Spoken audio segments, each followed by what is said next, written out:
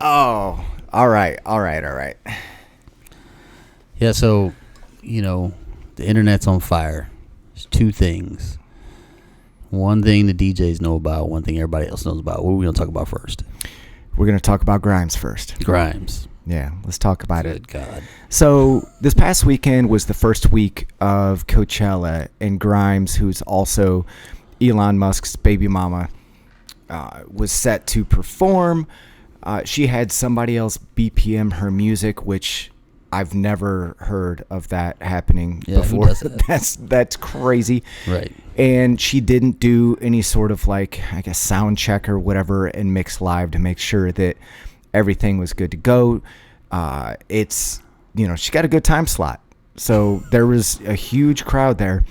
And I guess she's train wrecking all over the place because her BPMs were doubled.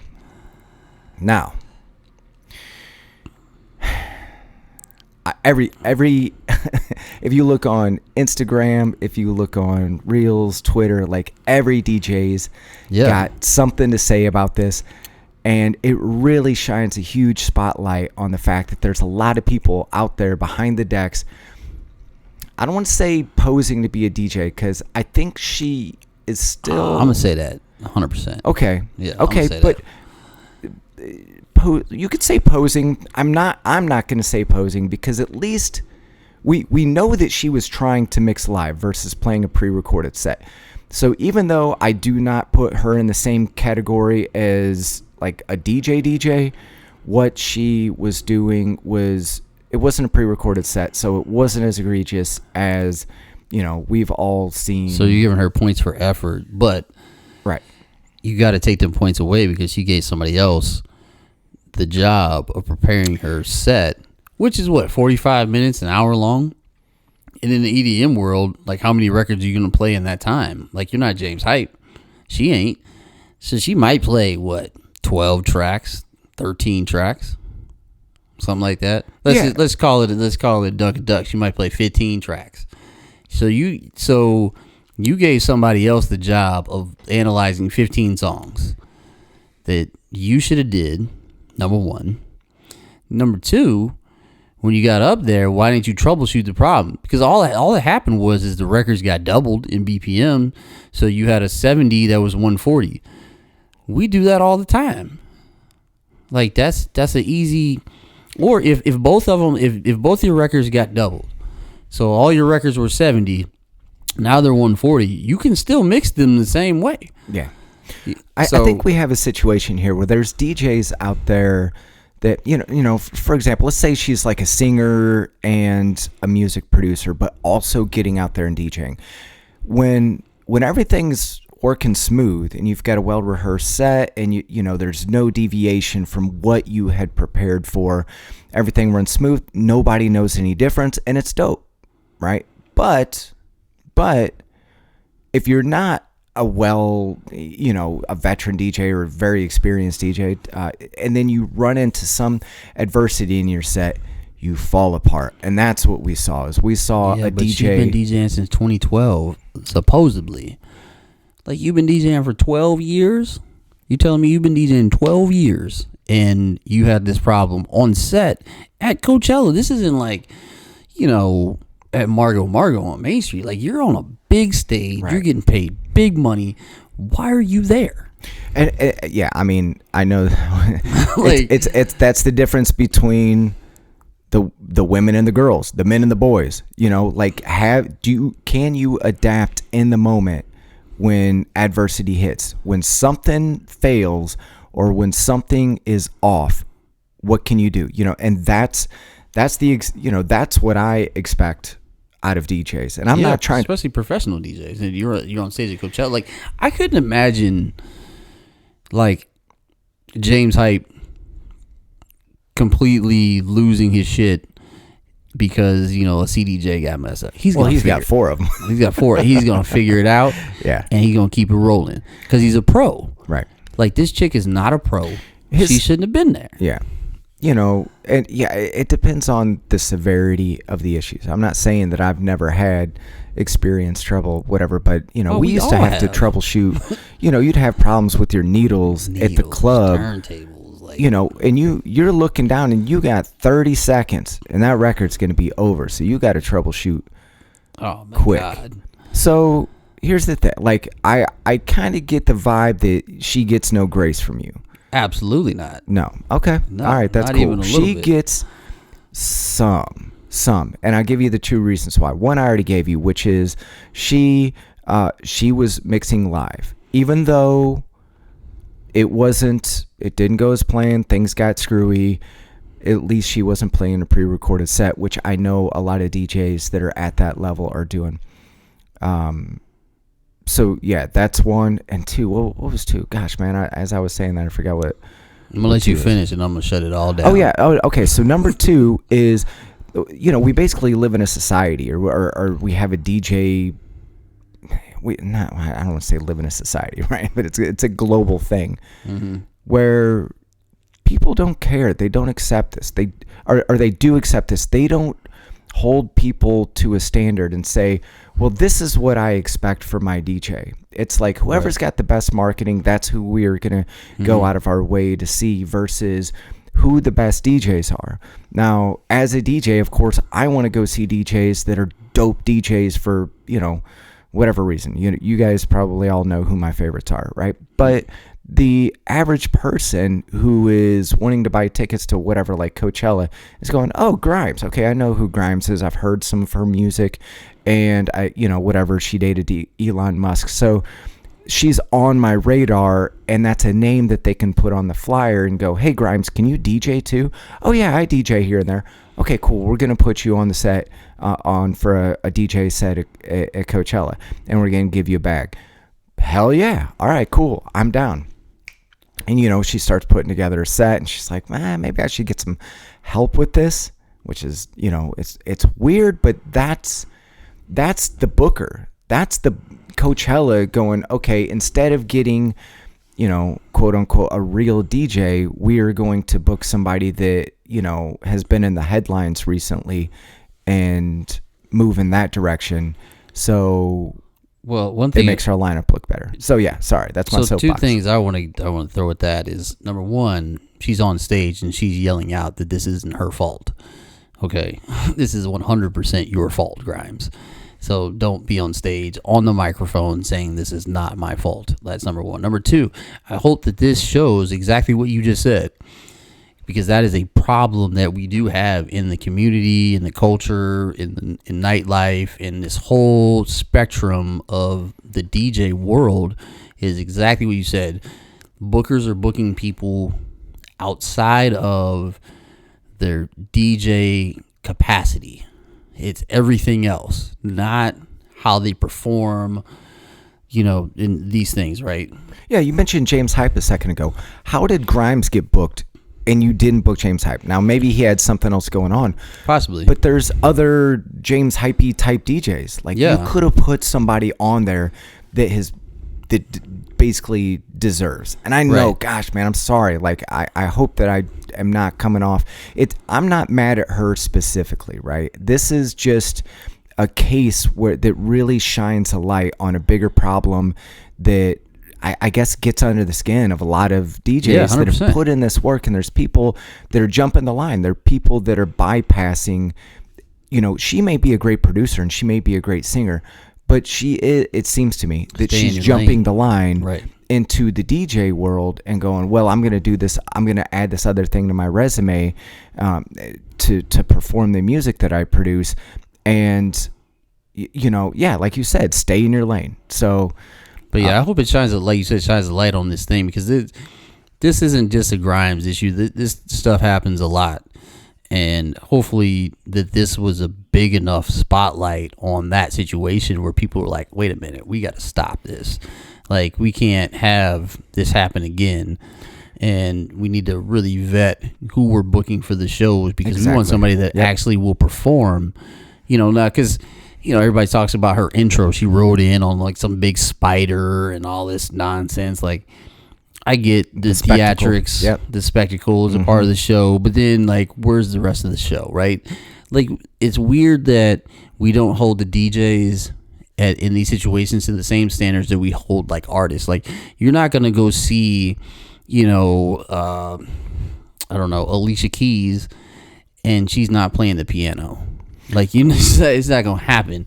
You're not gonna go see, you know, Bono, and he's not playing the guitar. You know what I'm saying? Like, you're not gonna go see these people that are artists not do their art on stage. You know, you're not gonna go see the Roots, and Questlove is not gonna be on the drums. You know what I'm saying? Like, so why do we do this with DJs where we're just putting these DJs up there just because, oh, they're associated with this situation or associated with that situation? It's like the whole Paris Hilton thing that we had to live through. You know what I mean? Like it's crazy. Like, why are we still doing this? You know what I mean? Like, does it really sell tickets? Are we really interested in seeing, you know, that nonsense? Like, come on. Like, I don't know. Maybe it's just me. Like, that's why I don't really go to the festivals, because there's not enough DJs or people who perform at the festivals that I'm like, I'm going to go pay this ticket to go see. And there's other reasons too. There's too many, you know, there's too many people, and like, you're a mile away from the stage. Like, what's the point? But like, you know, we have friends that go to a lot of festivals and things like that. But I'm like, what are you really seeing? You know what I mean? Are you seeing a show? Yeah. Well, yeah. And they might be there for the light show. It's, you know, being around that community of people, saying that you went to, that's kind of an interesting thing too. Like, people want to go to stuff just to say that they went. Right. You know. But hold on, let me finish, like, real quick. Sorry. I hope, you know, we keep talking about James Hype, because James Hype is like, he's doing, like, what James Hype is doing at his shows isn't that crazy. And I know I'm gonna sound crazy when I say this, but it's not that crazy what he's doing. Now, he's doing it in a way that's really cool, but to the rest of the DJs that DJ like he DJs all the time with Serato, and he's doing it with CDJs, or what we used to do with turntables, like, it's not that crazy. But the thing is, what he's doing is he's next to somebody with a pre-recorded set, or somebody just pressing play. Right. And so when he goes on, it's like a spectacle. It's like, holy shit, what's this guy doing? But I think it's good for the situation, so more DJs will start to be like, I need a DJ when I'm up there. You know, like SK83 is another guy who I think came in probably, I don't know that, you know, but he probably came in as a DJ, as a hip-hop style DJ, done battles, Red Bull 3 styles. He's been doing some festivals, and he's been doing his thing. And he's DJing, like, really DJing. So maybe this whole situation of a James Hype on stage, a SK83 on stage, versus this whole Grimes thing is opening people's eyes to be like, yo, what are these DJs really doing? Because this guy is actually DJing, and this girl got up here and just shit the bed. So yeah, I think you're right. It's going to be a slow process, though, because I think that the promoters are still going to keep feeding the audience these types of DJs as long as they see the numbers aren't in the shitter. So I think that, yeah, it's a money thing. It's you know, I can pay this person X amount, and I'm sure that I'm going to make X amount return on that, versus it going, okay, well, we want to keep it real and authentic and support these guys that are really that may not move the needle as far as ticket sales, but they really are going to put on quite a show as far as, you know, their DJ turntablism type skills. I think what it goes to, though, is the people, right? Like, if you're a consumer, you should ask more of your artist, right? Like, if you're a consumer buying tickets, like, what are you going to see? Ask not what you can do for your DJ. Right. You know what I'm saying? Like, what are you going to see? So if you're somebody that's like, I'm a Grimes fan, I'm asking you why. You know what I'm saying? Well, yeah, but she's putting out music. It's not, that's the thing, like, and maybe I'm wrong about this, but she releases music. Like, yeah, I've heard that. I haven't heard any of her music. Right. But like, so she's not known as being a DJ. She's known as, like, a producer, singer type of person. But if you're putting on, like, these EDM acts need to find a different way to do their show. like, shout out to Fred again, right? So Fred again, EDM style artist. What he does with his shows is I don't even know how to categorize Fred again, because he's kind of like a mashup dude, but it's like mashup and EDM. But what he'll do is he'll have the artist come out and perform. Yeah. You know what I'm saying? Like, and he's a musician, so he is on stage playing the parts of the song that he created, kind of like Keys and Crates. We have to be careful though, because Fred again, and even Keys and Crates, like a few of these artists are, I think, anomalies. They're very special. They're very skilled. And well, yeah, so is Alicia Keys, right? But we can't expect every DJ to be Fred again. We can't expect every DJ to be Keys and Crates. So you know what I'm saying? Like, there's got to be somewhere in the middle too, or maybe you're not doing, you know. And I think, just my humble opinion is, I think Skrillex is a great somewhere in the middle, where he's just mixing music. He's playing his own edits, but he's a badass DJ. Like, if you've watched some of his DJ sets, he is DJing live on the fly, mixing well, probably using sync, but still, you know, and killing it, crushing it. And he's up there jumping around, animated. Like, I think he's the happy medium. We're not going to get, you know, all Four Colors acts, all Fred agains, all these people who are just, you know, super, you know, those are rare. Those are unicorn type DJs. Yeah, but that's who you got to go see. Like, I don't know. Like, I think the trash is, this Grimes situation is trash. Sure. I think that, like you said, the situation where they're just playing a pre-recorded set and just let it roll is trash.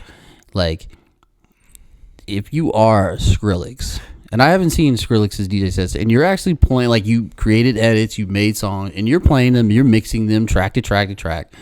You know, you might not be scratching, you might not be doing a bunch of tricks, but you are up there DJing, you're manipulating the music, track to track to track.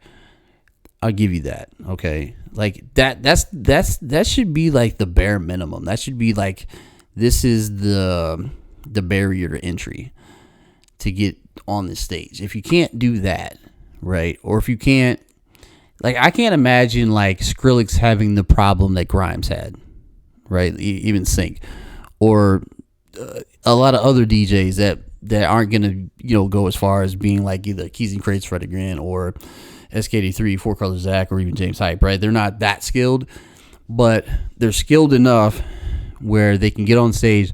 If they have an issue, they can fix it. So what happens moving forward? You know, of course, Grimes, her stock is going to go down. I haven't, you know, all I've seen is people kind of bad mouthing her, which you could say that we're doing the same thing right now, and that's fair. That's fair. Well, another big reason is she's on there saying it's not her fault. Like, what are you talking about? Right. Yeah. Not being accountable, not accepting responsibility for it. It just, that's another thing that's going to make her stock go down. But does Coachella's stock go down?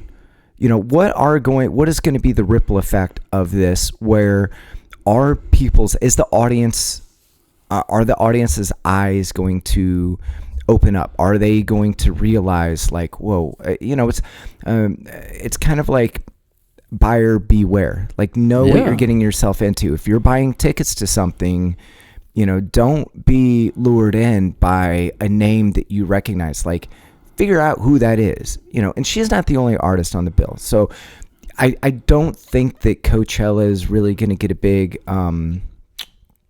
I don't know what you want to call it. I don't think they're going to take a big hit because of this. Coachella is so big that, yeah, I mean, that's just one little bitty spoke on a wheel when it comes to Coachella, because it's so big. I think that, like, I don't think Coachella is going to take a hit. I think Grimes lays low. Grimes will. She's as far as like being a DJ and getting booked for shows. I mean, I hope that people were like, yo, like, you got on stage and, number one, couldn't do your set, couldn't troubleshoot, then blamed everybody else but yourself.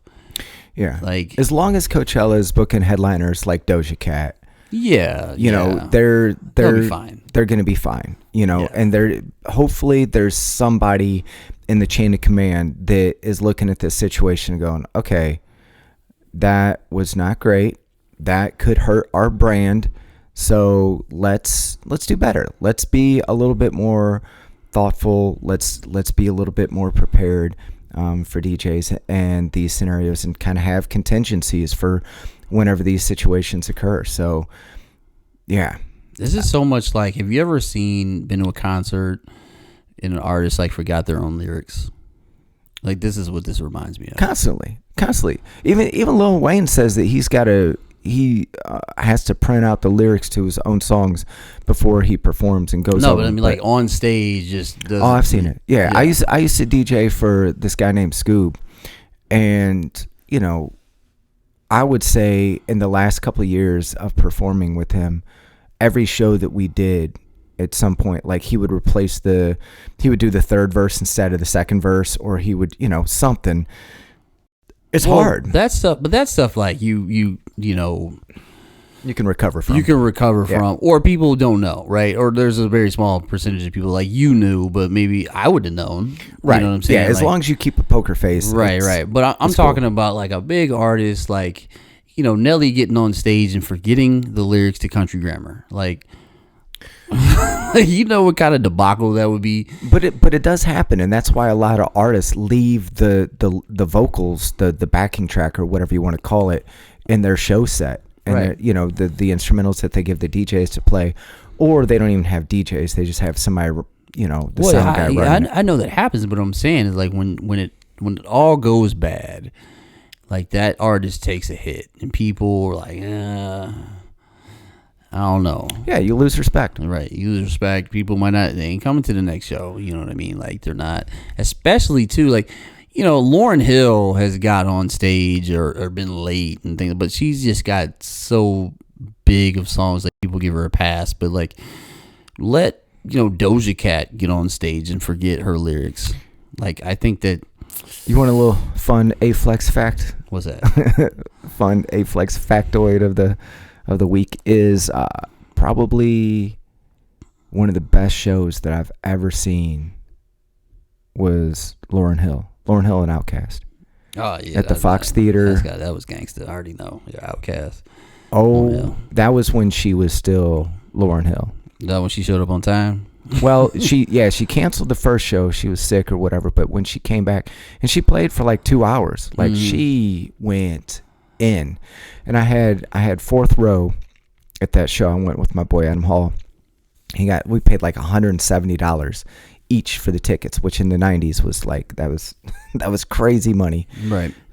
Ticket prices then were like $20, $25. So, and I wanted to go see Outkast, and Outkast killed it. Oh, but then she came on, and holy shit! I mean, her records are just so big. So big. Her band was so good. Like everything was just so crisp.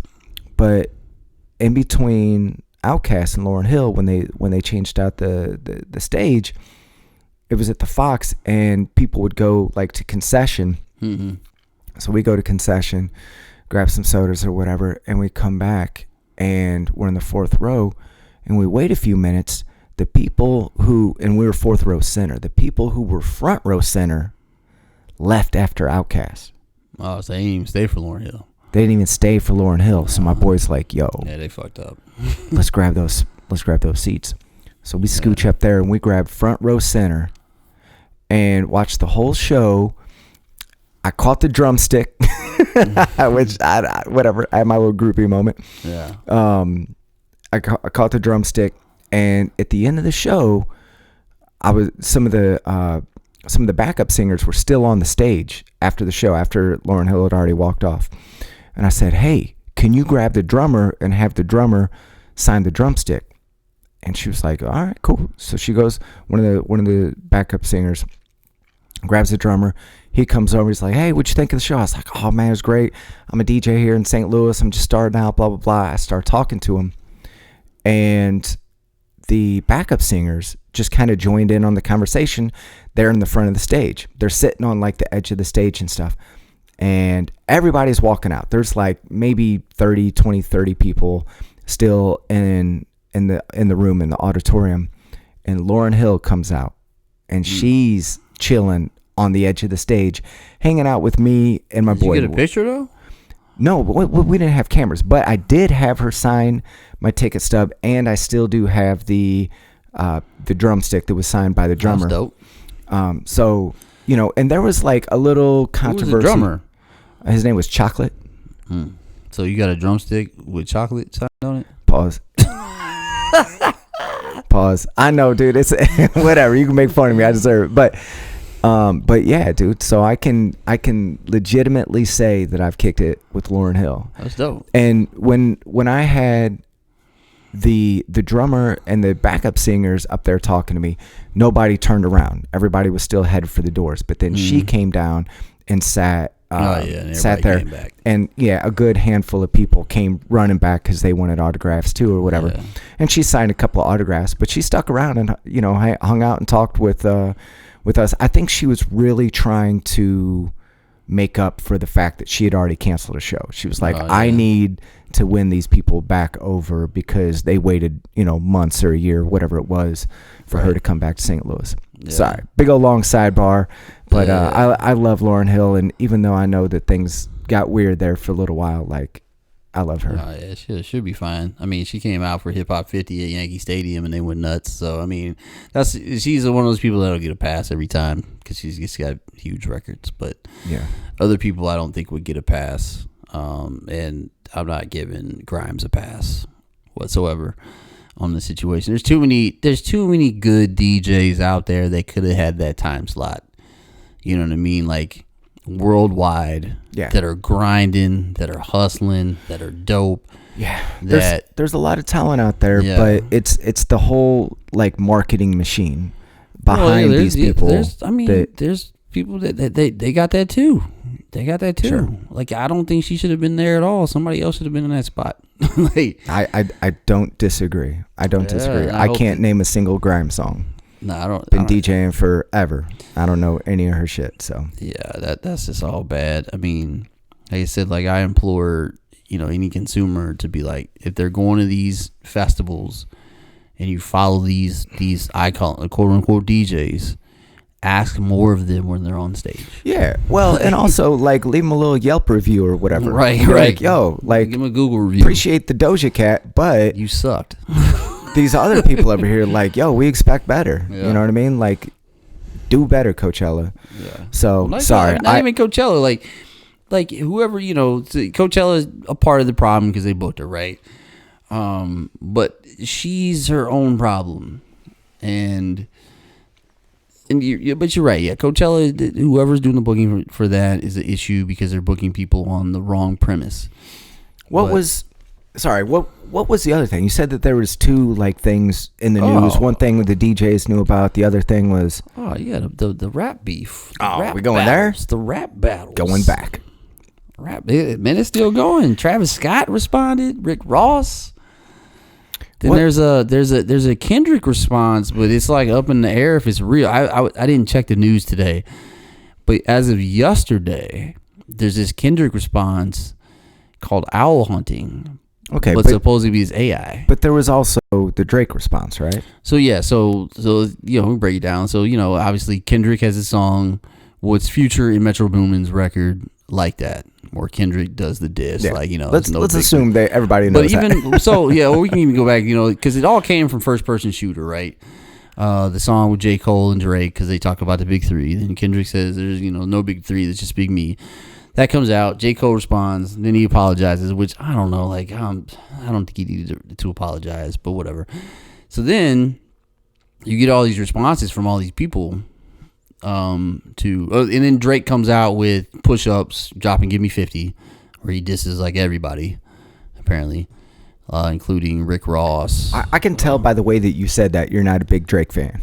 So here's my problem with Drake. Here's my issue with Drake, man. I'm telling you my issue with Drake. My issue with Drake is we know he doesn't write his music. Okay.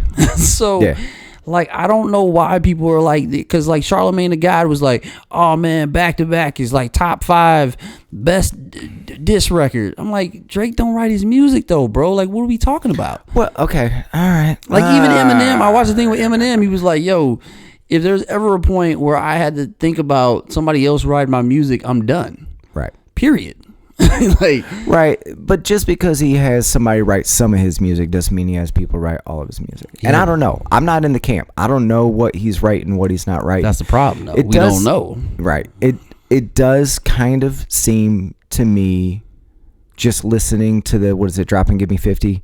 Yeah, the Push-Ups record, yeah.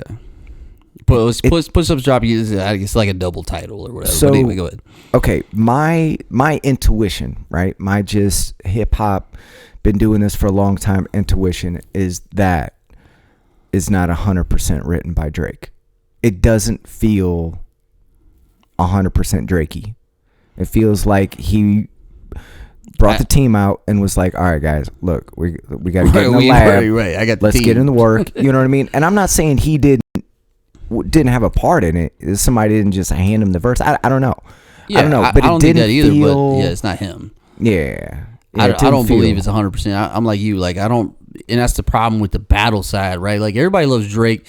It's not that I don't like Drake's music as far as, like, him being, like, a popular musician. Like, he makes good records. He makes... I like Search and Rescue. I play that record. Or, the funniest thing I saw this week, though, really about Rick Ross was talking about who wrote Drake's verse on Sicko Mode. So that had the internet on buzz. Like, who did write Sicko Mode? There's like 25 people that wrote that song. Like, it's crazy. Well, and the song was what, 3 verses long? You talking about Sicko Mode? Yeah. Yeah, but that's because I think there was a bunch of samples and there was a lot going on with that. But let me make a point real quick, because like we don't have that information. Like, we can't really dive into the Sicko Mode thing because there was a lot of people that collaborated on that. I get it, right? But that doesn't mean that 25 people wrote Drake's verse. No, not just Drake's verse, but I mean there's 25 people involved with that writing of the song, and Rick Ross was one of them. You could take you could look at a lot of fighters. Like, let's take Conor McGregor for example. Like, when that dude came out, and up until a certain point, like, he seemed unstoppable. Like, he was just on fire. But then he got the money, he got the millions, and he's got the Lamborghini yacht, he's got the what's the watch, the Patek, how do you say it? I don't know. Anyways, I'm not a watch dude. He's got the $100,000 watches, he's got the mansions and all that kind of stuff. It's really hard to put in that work in the gym. It's really hard to train 3 times a day. But why you dissing then? When you got right. So he kept running his mouth, but then when he got in there with whoever it was, Nate Diaz, or he got in there with whatever, he got worked. So I think that might be some of what's going on, where it's like Drake still, he's living up in the clouds.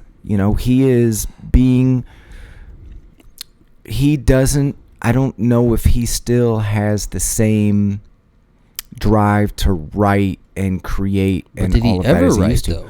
He never. Absolutely. I don't think he did. But back in the day, all that Young Money stuff, he wrote those hooks.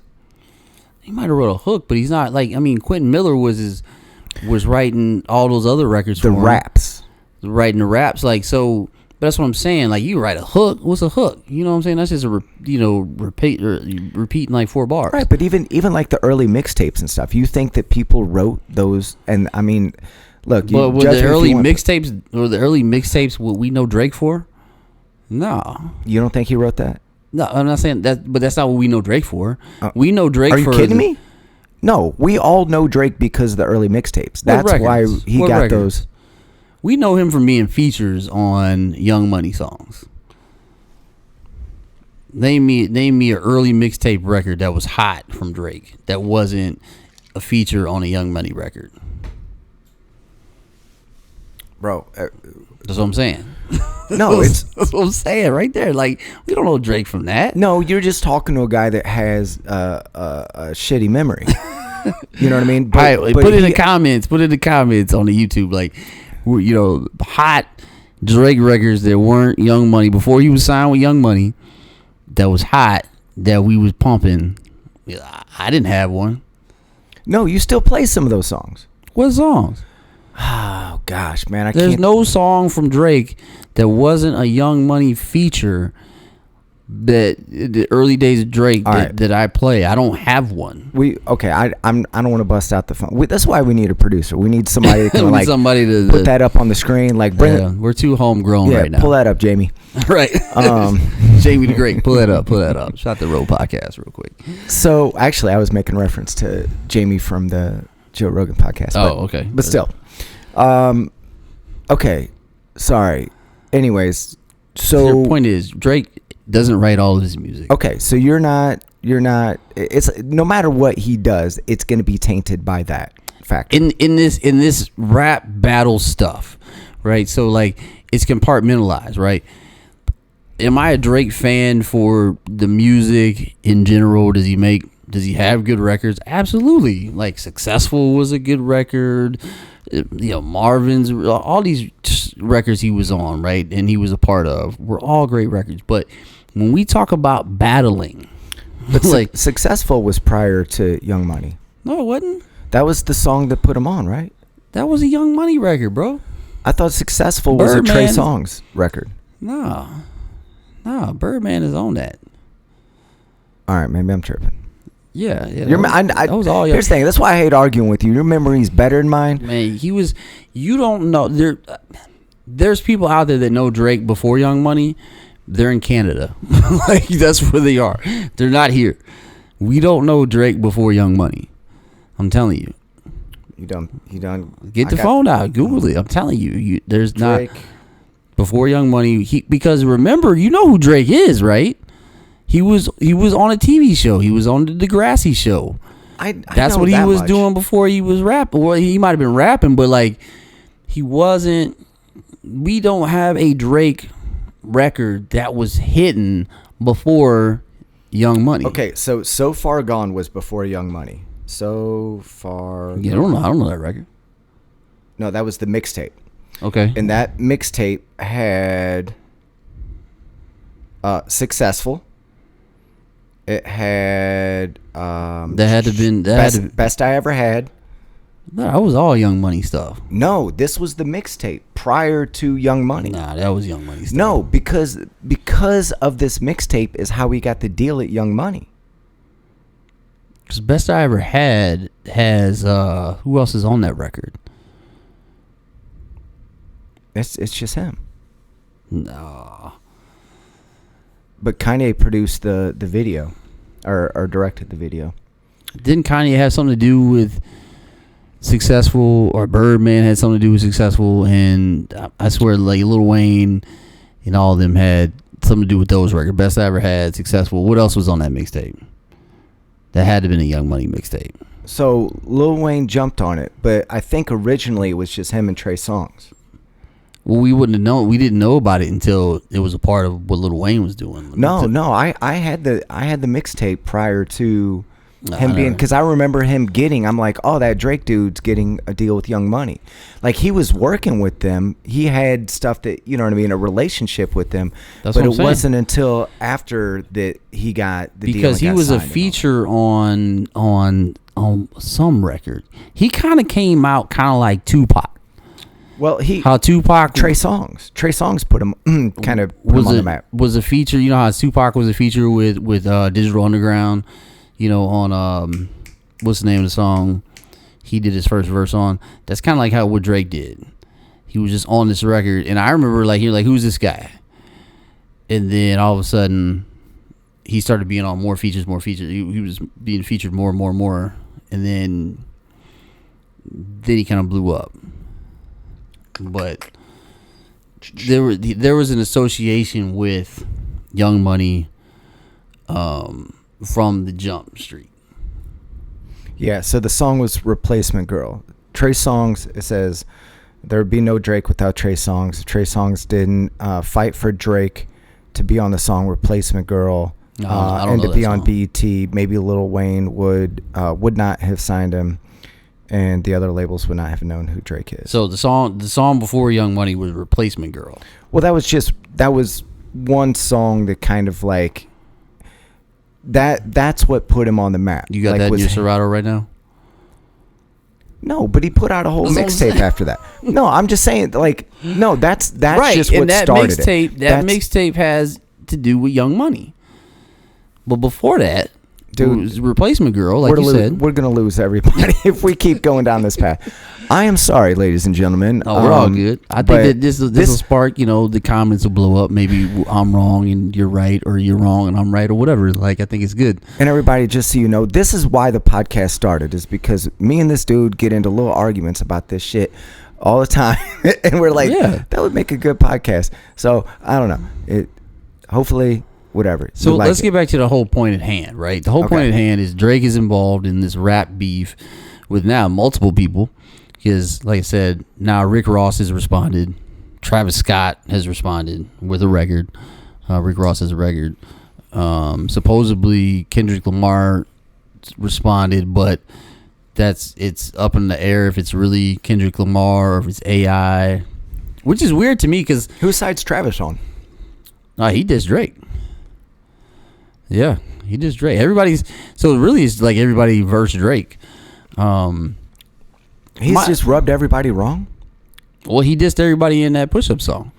He called everybody out. He even brought SZA into it. He was saying that SZA was part of the big three, not Kendrick. All I heard her say, she was like, "Well, why am I involved in it or whatever?" But because he's saying like I would put her in the big three before I put you in the big three. Yeah. Well, here's my thing with Kendrick though. Like, okay, so this record comes out called Owl Hunting. And it's questionable if it's AI or not. Like, if you're Kendrick Lamar, the record's out on the internet. You've heard about it. Everybody's talking about it. They talk about it on the Breakfast Club. Why are you not saying yay or nay if this is your record or if it's AI? Like, if you're maybe he did. Like I said, like today I haven't had time to look at anything, but maybe that happened today. But this was today's Wednesday, so this was Monday that came out. So maybe he did, and I haven't looked it up, but. I didn't understand that. It seems like some like Thanos type shit where, all the Avengers are like, Avengers unite, and they're going after him, and he's just like, man, he's just slapping everybody down. Like, what are you gonna? It's kind of almost like the whole, not writing his own lyrics is kind of like the headlining DJs that people are going out of their way to see. That are playing pre-recorded set or whatever it is, like that is the battle DJ doing somebody else's routine, that or like faking the routine. We've seen that, faking the route, like or a video, somebody faking a routine, like what's his name was doing. What's the guy that wears the mask? He just DJs with S9. Sick Kick. Yeah, he was like faking everything because he was just running everything through Ableton and faking like he was playing the hot cues on the mixer and he wasn't doing it. Things like that. Like when that services, like, I mean, like, how do you even support that in this realm, right? Like, you could probably, like, you say, don't, like, that's like if Sick Kick said, I'm gonna battle somebody, right? Like, why are you talking? Because we know that you don't have the capacity to do it because you've shown it. Like, because again, let's rewind. Meek Mill has called him out about this whole situation. Drake, Pusha T, like he had beef with him. They had a rap battle. Like in my opinion, both of those rappers beat Drake when we talk about like real hip hop, real lyricists, real skills versus skills. The issue is like Drake disagree. Is more popular, so people like just jump on the popularity bandwagon. Look, okay. Like, you said he got beat. You think Drake beat Pusha T in a rap battle? Look, I come on now. Okay, yeah, here it comes. So when you beat somebody.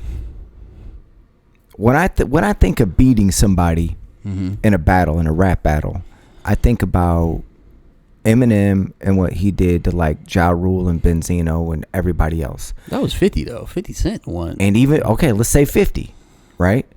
Those careers were over.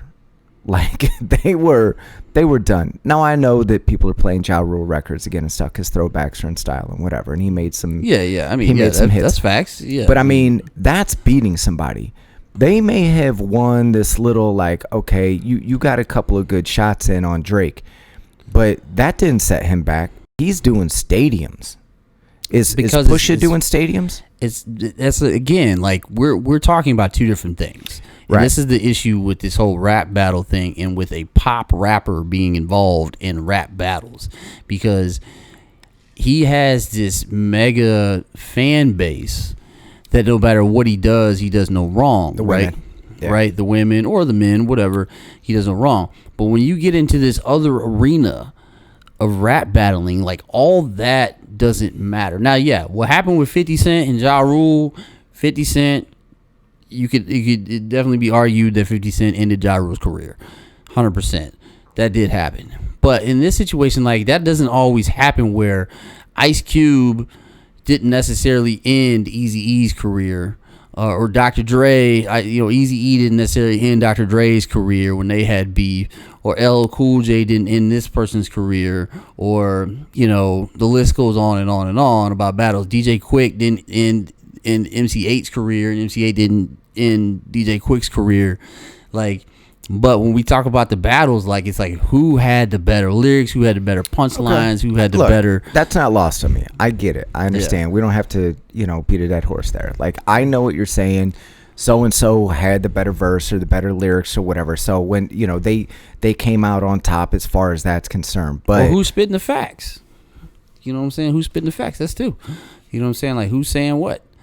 So I don't think it's always going to be a career-ending situation, especially for Drake. Ain't nobody gonna end Drake's career. Yeah, but the inner, like, hip-hop kid, you got to remember, like, my early upbringing in the DJ hip-hop community was at High Point Cafe, where after the DJ sets, the last 15, 20, sometimes even 30 minutes were freestyle sessions that often turned into rap battles. Like, yeah. I'm not new to this. I've seen hundreds of rap battles. I've seen. Yeah, that's why I don't understand why you think Drake is won the battle.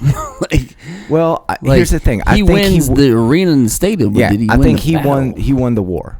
He wins the war, but lost the battle, wins the war. The thing is too, like, I think there's something about Kendrick that just resonates with me, where I saw this little video. This guy, I can't think of his name out. I'll try to remember it, but he's got this little cartoon of, I think it's like Future Metro Boomin sitting there in there. When they play the stuff on, like, Kendrick sleeping, and they play the record, and then he jumps up. Yeah, and he slaps people's hats off, and he starts like, hilarious. I'm like, hell yeah, and that's what I root for.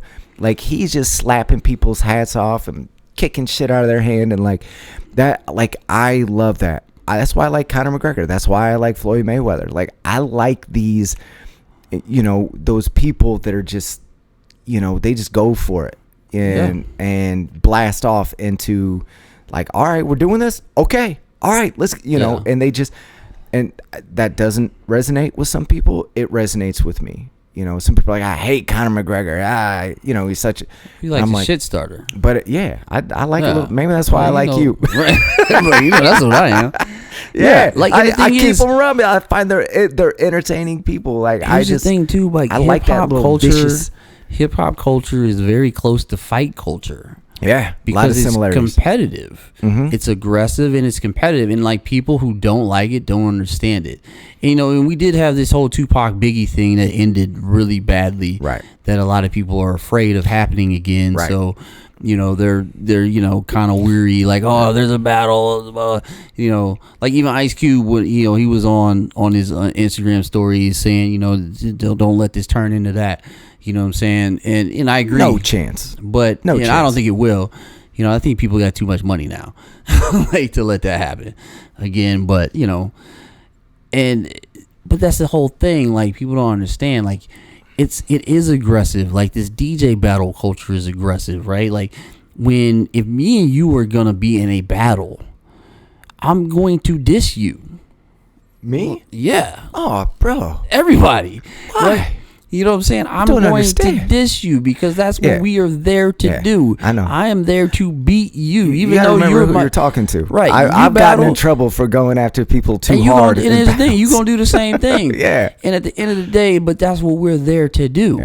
Right? Like, is to battle and show our skills.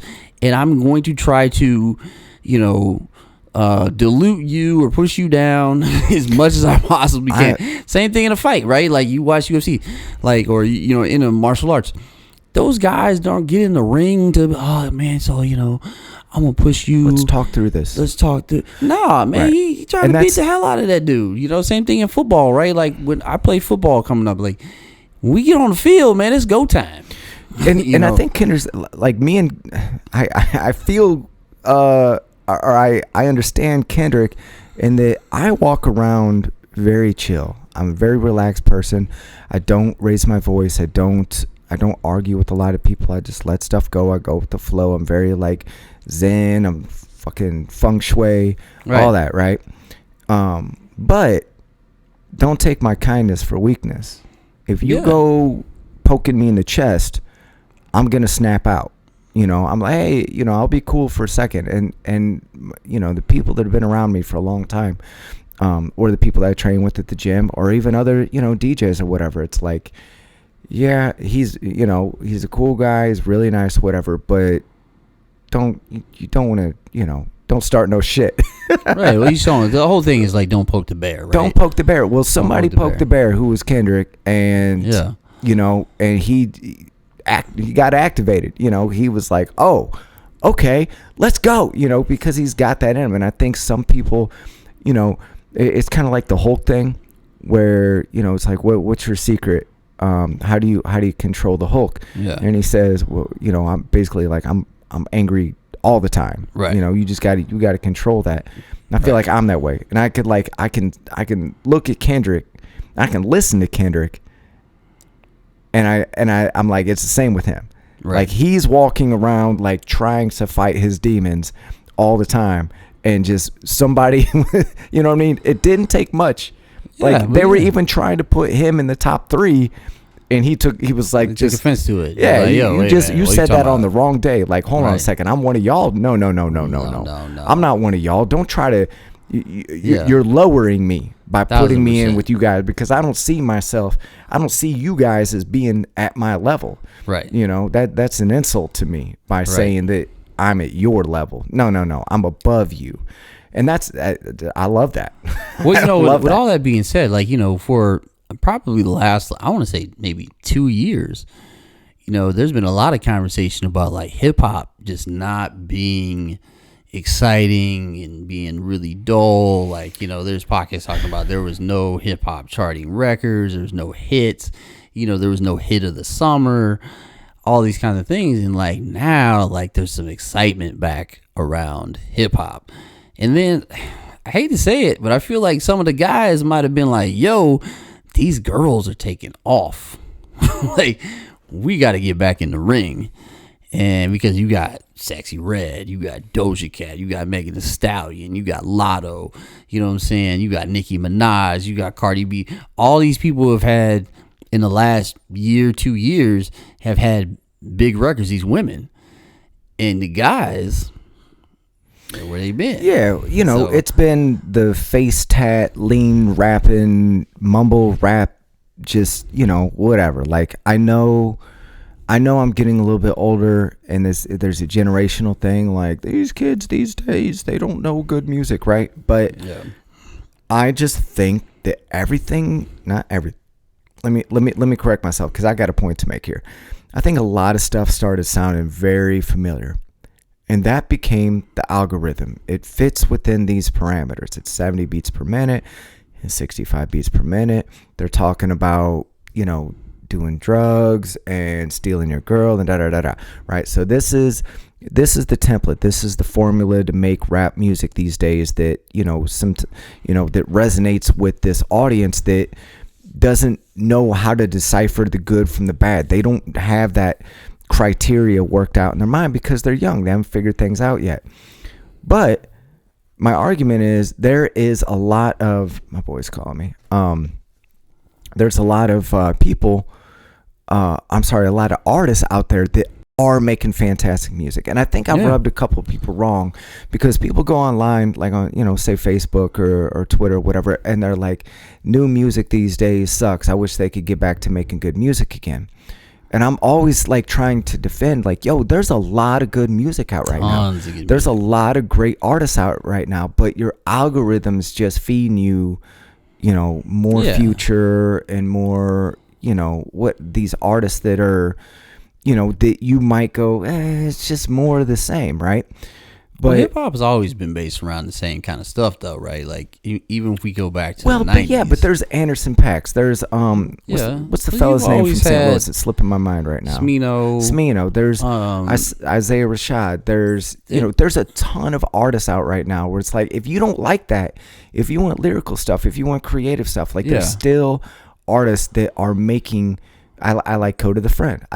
There's a bunch of people out there that I'm like, man, switch up your algorithm. Stop listening to that. Just like if you keep looking at big booty girls on Instagram, that's what's going to be. You're gonna see, right? It's going to just keep feeding you more of that. So if you keep listening to Future, it's going to give you more Future. It's always been like that, right? So you've always had. No. The algorithm is still new. No. What I'm saying is, it's always been like there's always multiple facets of music within rap out there, but you have to go search and find what you want, right? You know what I'm saying? Like, if you weren't into NWA and all you did is surround yourself with NWA and you didn't go try to find De La or Tribe or things like that, or like, they weren't playing Dilated Peoples or leaders of the new school, or things like that.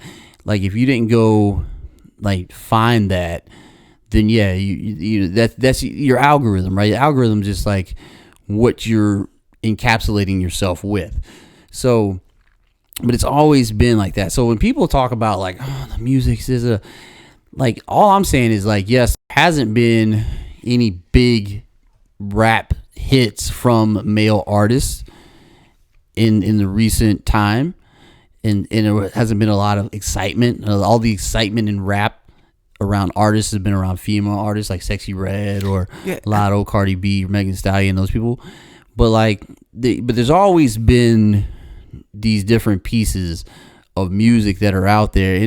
With the mainstream, though, it's always gonna go after whatever is gonna be the content that's the most outrageous. That's what sells, right? Like sex sells, or drugs sell, or whatever's outrageous. That's what's going to be put on the radio. That's why, WAP was such a huge record. That's why Pound Town was such a huge record. It's outrageous, right? Salacious. So let me add one little piece in there. Like, I feel in the last couple of years, a lot of the big artists that we expected to deliver did not deliver. Like who? Like, name one. Kendrick's last album. Yeah. Post Malone's last album. Yeah. Travis Scott's last album. Post Malone, I feel like he went a whole different route with his Drake's music. like a lot of artists that we expect them to come with some heat that's going to get us through the tough times. They are not. They're not delivering. They're not giving us. And I don't know. I don't know if it's they're too busy touring and not spending enough time in the studio. If they've started to run out of ideas. Maybe competition. Even. Hey, Beyonce, she's. I think she's. I didn't the like wells that are running dry. So. Well, that's where the new artists. Everybody's got a timeline, right? Like, let's say Ice Cube right now. Ice Cube comes out with an album right now. Is it gonna be hot? I don't know. It ain't gonna be, America's Most Wanted, right? You know what I'm saying? Like, is Ice Cube gonna be able to make another No Vaseline? I don't think so. No, you know what I'm saying? And that ties back into what I was saying a minute ago, as far as like these people they got all this money now, and they just don't have that same drive that they had when they were on album 1, album 2. Well, there's a lot of other artists out there that they're coming out with music that, again, that apply to a younger generation or a different, different people. Like, man, how I really like, man? I like Moneybagg Yo. I like his records. I like his records. He got, I mean, Ocean Spray. I like that record. All right. Well, thank you all for tuning in. I think this podcast is officially ended. But he's a newer artist. He's from the South. I think I want to say he's from Memphis. But he's got that sound to him that reminds me of an 8-Ball MJG, like that kind of like gritty sound, like Yo Gotti gritty sound, Young Jeezy gritty sound. You know, like Young Dolph had that. I think that's why he like gravitated toward people, because he had that sound. You know what I'm saying? Like, and I think that he was a good artist that was coming up. Who was that? Young Dolph. All right. First of all, I don't agree with anything you're saying right now, but who was the guy that came out? It's been some years since I've heard anything from him, but he sounded like Pimp C.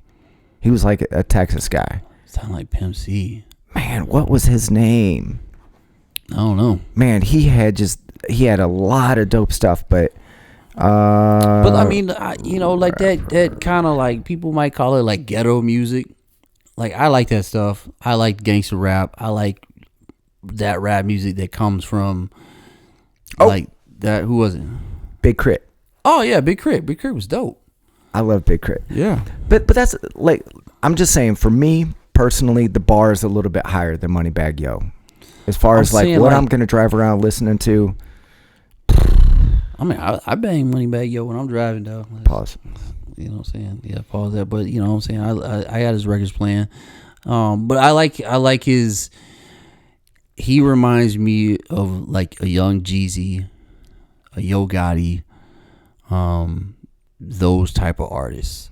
Okay. And I think those type of artists were, you know, the thing is, what we always talk about is the difference between, I think, pop rap records versus, I think, rap records. So pop rap, it will be like top 100, right? That's going to be your Drakes, your Lil Wayne now, things like that, right? Or who else you talking about? Who's another big artist? Post Malone. Those people, like, those artists to me don't always resonate to me, because like I don't always like that stuff. I think it's kind of cornball. I want some of the more of the gritty stuff. Sure. That's why I liked UGK. You know what I'm saying? That's why I liked 8-Ball MJG. None of those artists were top 100. Like Tupac wasn't top 100 when he was out. Biggie wasn't top 100 when he was out. You know what I'm saying? Like, all that didn't happen till later. Yeah. You know what I'm saying? Like, all those records that we were listening to in high school, Master P, all that stuff.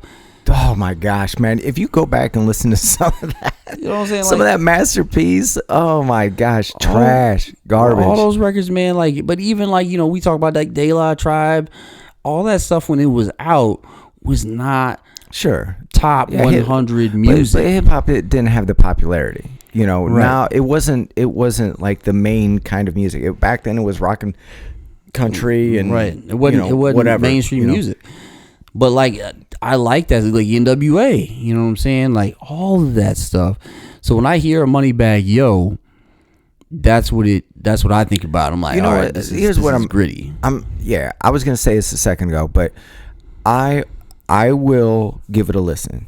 Mm-hmm. Give me an album title, just text it to me later and I will give it a go, because there's a lot of people that like him. A lot of people request his music and stuff, and maybe it's just I haven't dug in deep enough. Maybe it's just a couple of songs that I've heard so far didn't really do it for me, and maybe there's more to it that I just, you know, because I've been wrong before. Did you like Young Dolph when he was out, like Preach and those records?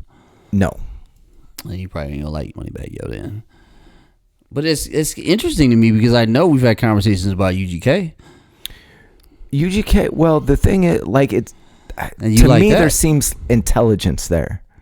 Like, they might be talking about pimp shit and they talk about pimping, killing, doing drugs. But I feel like there's talent. You listen to UGK Murder, you listen to, you know, that, or you realize that Pimp C made those beats and played the organ on those beats and like all that. Like, that's. I can DJ feel the talent. Yeah, he's a great producer as well. Like, I think that's it. Where I'm not really. What about Ice Cube? Ice Cube didn't play any instruments. No, but he wrote all those early records. He was a great writer. What about Like you can't tell me that Moneybagg. You can put Moneybagg Yo and Ice Cube in the same category. What I'm saying is like, so what you were saying is you talking about like people who made that Pimp C like made the beats and stuff like that. Like amazing talent. All I was doing is comparing like an artist that didn't make beats. Oh no, you don't have to play. Or like DJ Quick or like MC8. MC8 didn't play nothing. Like I liked MC8. Or here's another thing too is like they were originators of the sound. Like they had their own distinct sound where when I heard Bun B, I knew that was Bun B, or I heard Pimp C, I knew that was Pimp C. But when I heard Jeezy, I knew that was Jeezy. But do you like Jeezy? Enough. But so like Moneybagg Yo is like Jeezy to me. But okay, but that's the thing. There's already a Jeezy. But I'm saying it's like that kind of category of music where it's like gritty. It's like it's not pop. It's sure, not but I can't tell the difference between these artists. Like that's what I'm saying. Like I can't really. And I'm sorry, man. Like I hope that. I know there's probably people right now yelling at the YouTube. They're gonna yell at the YouTube. Like Lil Baby and let's take Lil Baby and I don't like Moneybagg Yo. I like Da Baby. Two different. Or you can put the Baby in there. 3 different distinct sounds. If I hear them, I know that's Moneybagg Yo. I know that's Lil Baby. I know that's Da Baby. Even though the Baby hasn't really had any, I feel like he fell off. Lil Baby's had more. He's got a LA Leakers freestyle that just dropped. It's I'm about to peep it. Murders. Or like, okay, what about Jadakiss? That's who I want to see somebody say something about. I can't wait. They did. Dipset. He walked right through them. But on the verses, I think everybody, I really feel like people talk about top 5 dead or alive. Like Jadakiss is like, man, don't say his name on nothing. Yeah, no. Don't say his name on nothing. Well, you kind of go back and listen. Remember Till I Collapse by Eminem when they're talking about whatever. Here's my list, right? Mm-hmm. Jada's on that list. He gotta be. So even the person that is arguably the best rapper in the world, and I know there's whatever, that's controversial because some people don't like. Yeah, it's subjective. Everybody's got their. It's subjective, right? But he's like, nah, it ain't me. It's Reggie. What was it? Jada, Tupac, and Biggie, Andre from Outkast. Yeah. No, Jada, Corrupt, Nas, and then me. It was something Reggie. Like that. Yeah, Redman. And, Reggie, something. Tupac and Biggie, Andre from Outkast. But even like, Jada, okay, Corrupt, let's talk Nas, about like Red. Let's talk about like Red and Meth, right? Like same type of deal, right? Not pop top 100 rap records, but dope rappers with dope records. You know what I'm saying? Like that's what I'm not comparing Moneybagg Yo to Method Man, Redman, Jadakiss. Like throw Jadakiss in there, right? But when we talk about like gritty rap music, like they are it. Like Moneybagg Yo is in that circle. I get it. Look, you know what I'm saying? I get it, but I also like I don't need that. I don't. You know what I'm saying? Like some people need that. I'll listen to some Jadakiss. You want to listen to Moneybagg Yo? You listen to 3 6 Mafia? That's what I'm saying. You can't put those guys in this. You can't.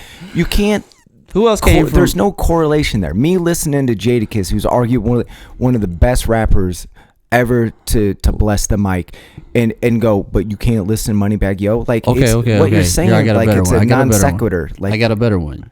Slim Thug. I like Slim Thug, but you don't like Moneybagg Yo because Slim Thug, but he's the like I can listen and go, okay. Slim Thugger, like he had his whole. He came from Texas, man. He just was the same thing as UGK and whoever else came from Texas. Ghetto Boys. He's just Swisher House. He's a part of that whole situation. But again, like Paul 20 Wall. years ago, he like that was his style. You could always tell Paul Wall. You could, like these people had their own identity. I think a lot of rappers these days they just all meld and blend together into one artist that I can't. What you're saying right now is the same thing that people that hated rap in the 90s were saying about rap. No, because I'm not saying it about rap. I'm just saying it about certain artists. Like I said, I just said a minute ago, there's tons of great artists out there. Like, a plenty. holler at me. I'll send you a playlist. Right, but I know what you're talking about. I gotta listen to artists that are like smarter than me or more creative than me. And I'm not really that damn creative. You know what I mean? But I'm listening to stuff and I'm like, I could write that. So you don't like the content? I just feel like what Moneybagg Yo was talking about. I feel like it's really dumbed down. So Moneybagg Yo was talking about drugs, women, people getting killed. Sure. Okay. My question to you, what is the difference between Ice Cube, NWA? It's subjective, but they were doing it better. And talking about the same thing. Or Jay-Z. UGK talking about the same thing. Right, talking about the same thing. Talking about the same thing. But one of them has a way with words, right? One of them is, you know what I mean? Like I'm visualizing, they're painting a picture. They're storytelling. They're doing this and that. And the other person's like, I'm getting this cash. I'm grabbing on her ass. It don't sound like that. Here's the thing. There are records that sound like that, but I don't think Moneybagg Yo sounds like that. Okay. And like I said, I will go back and listen to Moneybagg Yo, and I will eat my words if I'm wrong. Like I've been, like I said, I said a minute ago, I've been wrong before. It's just been a couple of songs I've listened to where I was like, I'm not impressed. Why am I going to waste my time when when there's so many artists out there that are so much better? Here's one that fits what you're saying, like Boss Man D-Lo. That record he's got out right now, it's not the greatest. But here's the thing too, there's always been those people. Like we talk about, oh man, rap is it sucks now. You saying Sir Mix-a-Lot was hot? The thing is though, we're talking about Sir Mix-a-Lot 20, 30 years later. You think we're gonna back then? But he was a one-hit wonder. Come on, man, that was like Posse's on Broadway. Like he had a couple. So. At the time, you may not remember him now, but are we going to be bringing up Moneybagg Yo in 30 years? Possibly, but here's the thing. There's a bunch of rappers that came and went that were what you're saying from the 80s to the 90s to the 2000s. And the reason why we can't think of who they are right now is because they came with. If we had Serato sitting in front of us right now, I think that there's always been these rappers or these songs that come out that are quote unquote trash. Like Moneybagg Yo. So, but there's always been that. Like, you know, people talk about Silk the Shocker. Awful, right? awful. Like, you know, they talk about him. We're talking about him because he was so awful. But like he was out at a time where people were like, "Oh, rap was so great then." You know, and there was so much great music. The Silk Shocker was out then. He was related to Master P. But he was out. He had an album that people bought. Is that true? Yeah, Did I just make that up? That Silk the Shocker was Master P's. I think he was his brother or something like that. Cousins. Or was he's related to him. C Murder.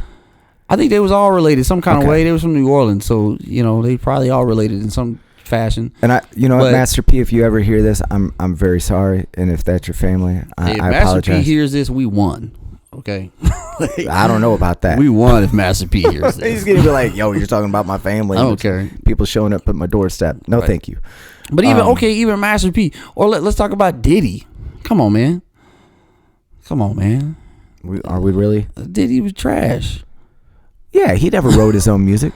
But I'm saying there was music. My point is when people say, "Oh man, music was so much better," there was all, and then they point to the trash records that are out now. It's like it was a bunch of trash records that was out when you saying, you know, people, oh, the 90s was the golden age. Man, there was a whole bunch of trash out in the 90s. Okay, all right. Look, hey, what was? Oh no, I guess this was the other thing, right? You were talking about we had two things to talk about. What was the Grimes thing? One was the rap battles. Yeah. All right, I think we've kind of exhausted this. Look, agree to disagree. We're still going to be friends at the end of the day. All day, just when we go somewhere in the car together, we're going to have to find some common ground because I'm going to play Moneybagg Yo for you. All right. Well, I'll be driving. I think, you know, it's crazy, right? I understand what you're saying, but I think that if you really listen to dude, like he like, okay, 2 Chainz is another one. But he's creative. I mean, but he is. But like, if Something you think about Go Yard bandana, if like you think about 2 crazy. Chainz, there's a lot of people out there that think about 2 Chainz on the surface and they don't listen to his music, and they're just like, it's 2 Chainz, he's trash.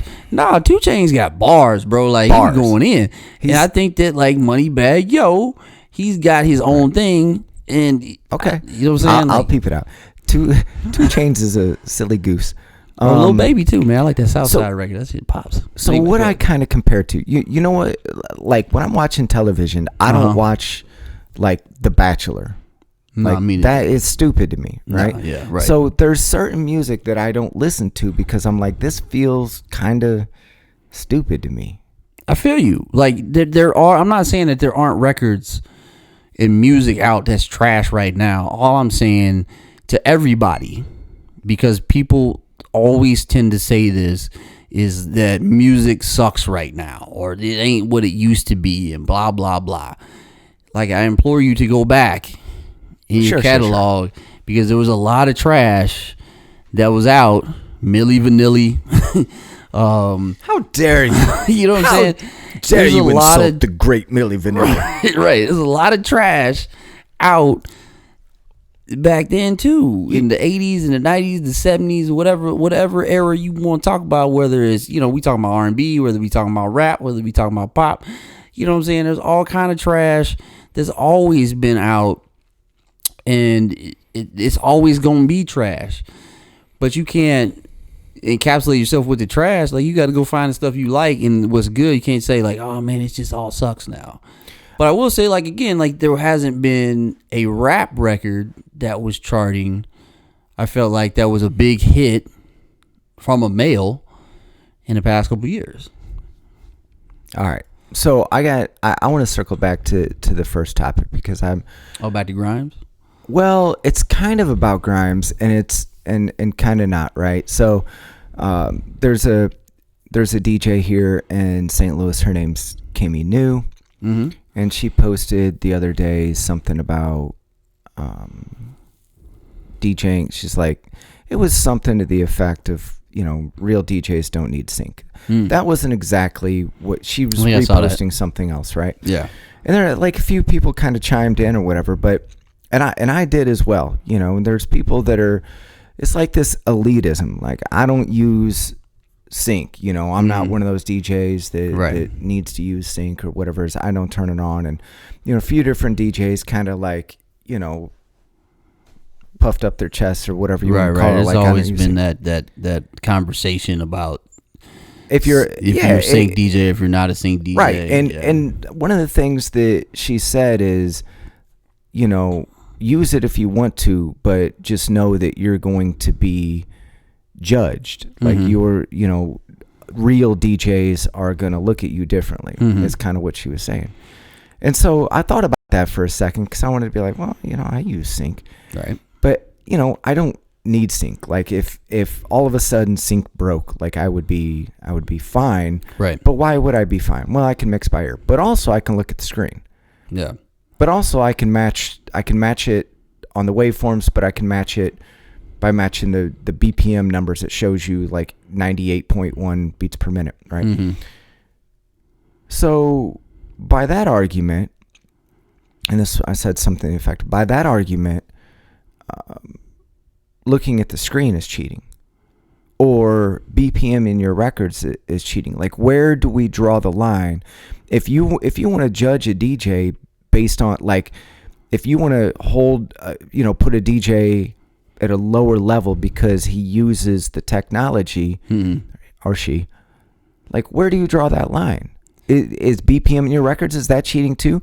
Because it's all part of the technology, and who gets to say where that line gets cut, and so it didn't really get under my skin, because, like I said, I know that I can DJ without it. Right. But the fact that there's DJs that, are kind of trying to throw shade on DJs that are using sync, it did, like, I did feel like I needed to say something, because I'm like, you're going to tell me you don't BPM your records? You're going to tell me you don't ever look at the screen? You're gonna send, like if you're not using vinyl records and still spinning like 45s and 33s, like ain't nobody doing that. Fuck out of here, right? Like I respect to Kimmy. I don't know if she thought this all the way through. Maybe she did, and maybe at some point we'll have a conversation about it. But you got to be kind of careful what you say as far as trying to diss DJs for using technology that you may not use. Like what gives you the right to say what is and what is not acceptable? Like, who anointed you or whatever? Don't try to posture on people because it just, I feel like there's probably people that are at a much higher level that are using the technology. I'm not saying myself, but just whatever, you could say whoever. Well, yeah. But yeah, what do you think about that? I'm sorry, I know I kind of went on a little. No. Yeah, you're all good. Like, first of all, I think that like you don't need to defend yourself for using sync. Like, I know who you are and how you DJ, and you use sync, and you have a reason why you use sync, and it works. Because you're using the technology that's been given to you. It's just like you said, like the argument is weird because it's like, are we cheating because we're using Serato and not using records? Are we cheating because we're using controllers and not turntables? Are we cheating? Like, yeah, here's what I think about the whole sync thing. I think there's a lot of people that don't understand sync. They don't understand the use of it, because when sync, correct me if I'm wrong, anybody put it in comments, I think when sync first got introduced to the DJ world via virtual DJ, not Serato, via virtual DJ, how it worked was it actually would move the track into place for you. It would actually put it on beat, not, you still didn't have to, with Serato, even when you use sync, you still have to drop the record on time. Right. Within virtual DJ, and maybe virtual DJ is different now, but I've seen this happen in the past when it came out and it came around. Like, it would literally, like, you could hit play at any time and the software would match up the record for you. I think you can do that. There's different kinds of sync in... Serato won't do that. It won't do that, even with controllers? Okay. No. Serato won't ever do that. Okay. So what Serato does is, all it does is matches the BPM exactly. All Serato sync, all it does is takes the pitch control out of the equation. So you still have to drop the record on time. Right. Within virtual DJ, you didn't have to drop the record on time. So sync got introduced to the DJ world, and this is from my point of view, what I saw that way, and I think that's what created the uproar around sync. So when sync came into Serato, people knew about it from virtual DJ, and that's how it worked. And they're like, oh man, we're not using that. That's crazy. Don't use that. Don't use it. But they don't understand how it works. All it does is take the pitch control out of the equation. You still have to drop the record on time. But what they don't understand too is being able to use sync. Now you can do, it's like the third hand, right? Now you can do all these things. Like, you use sync because you like to use the beat jump feature, right? Like, if you don't use sync, you can't use the beat jump feature. Or in using sync, you can do live, full-blown, like, big jump transitions of BPMs where you can go from like 130 down to 110 or 100 or whatever, like, and then especially with combining with like pitch and time and things like that, which is a feature on the Rev 5 that allows you to do it on the one button. You don't have to have the Rev 5 to make that happen, but you do have to use sync to be able to use that feature to create that happen. Like, so that DJ Micro was doing this a while ago. He would, sync up two records, drop them on time, and as they're mixing, he could move the pitch. If you move one pitch control, it's going to move the pitch control for both records, change the BPM for both records. Now, but you still have to drop the record on time. Right. So there's still that skill involved, and I think that's what creates the uproar with sync, is people don't understand it and they still think it works the way that it worked on that other program. But it doesn't work like that in Serato. I don't believe it works like that in Rekordbox. It didn't work like that in Traktor. So when you hear like people like Craze uses sync. Who else? I think Four Color Zach uses sync for certain things. Yeah. Like you use sync for certain things. I use sync for certain things. Like I don't use it a lot. Yeah, and I think that's part of it too. Is like, are you reliant on it? So yeah, so I think that's how the argument needs to be amended. Not if you I won't say reliant. sync, I think that like if you use it, no matter if you're reliant on it or not, like the way sync works in Serato is not in any way DJing for you. Like you still fundamentally have to DJ, which means introducing a song on time, on the one, in the right measure, the right timing, all that, right? You still have to understand key, right? Like it's not going to change the key for you. You know what I'm saying? Like, well, I think there is key sync, but that's a whole nother conversation. But, coming next week, right? On the podcast. But you still got to DJ, right? Like you still got to do it, like where that other program you didn't have to. So I think that's where everybody gets all crazy about sync. But you are right. Like where's the line drawn about where are we cheating at?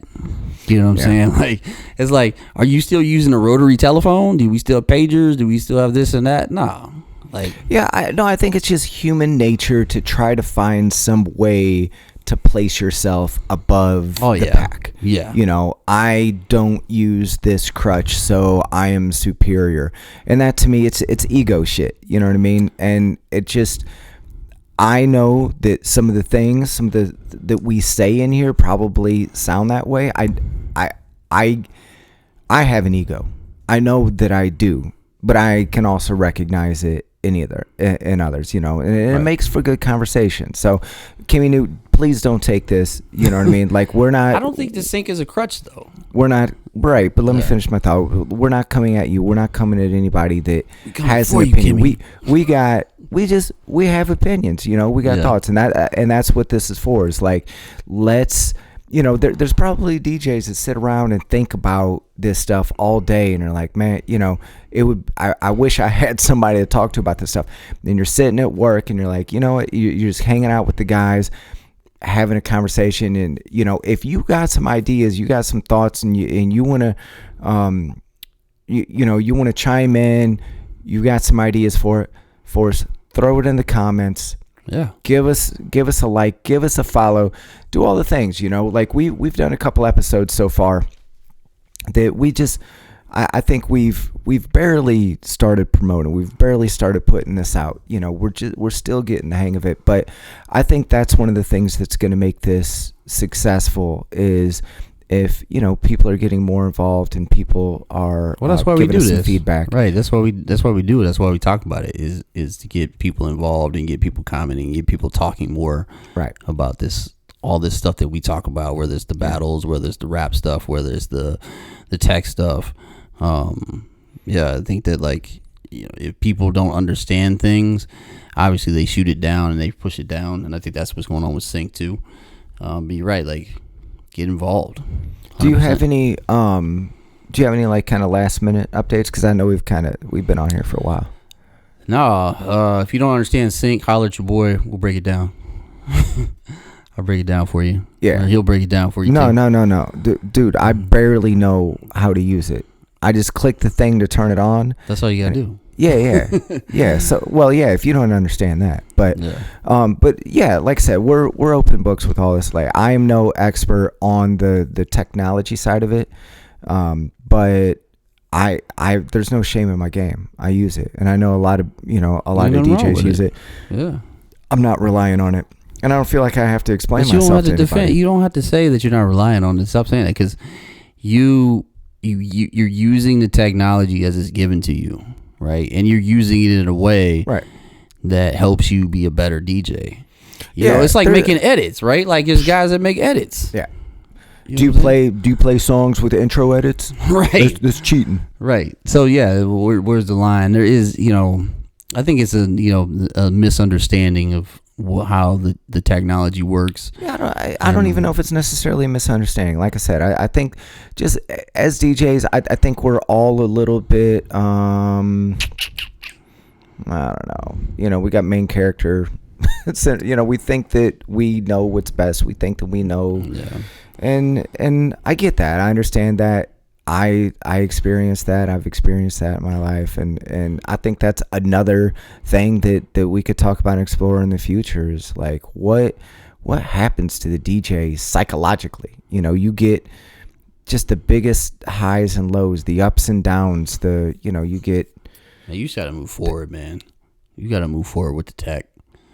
Always got to move forward. Yeah, but I'm just talking about on like on a psychological level, like what happens to a person once they start DJing, where you go from just a regular person that's got to working at 7-Eleven or whatever, and then now you're playing in front of 500, 1,000 people, and they're screaming your name, and girls are coming up to you, and the whole, like whoa, now you're cool. What is that? Yeah, like a minute ago I was geeky and just like this music kid.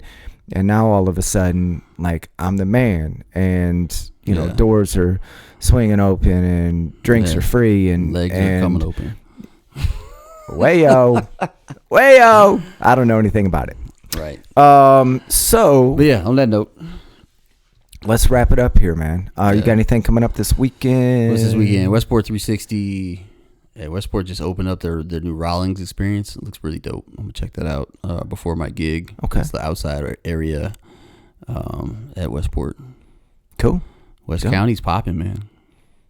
West County. Yeah, that's where Westport Plaza is. That's West County. Yeah, I thought West County was down by like West County Mall. That's West County too. West County's big. Okay, all right. I'm down. All right. I'm with it. Cool. Is that it? Just the that's all I got. That's all I got, man. Hey, man. I'm not judging, bro. All I've got is Tin Roof on Sunday. Me and Deception tearing it up, and that goes from 11 to 7. Bring your ass out. Kick it with us. Dope. All right, man. All right. Peace. You're right on time. Let it piss.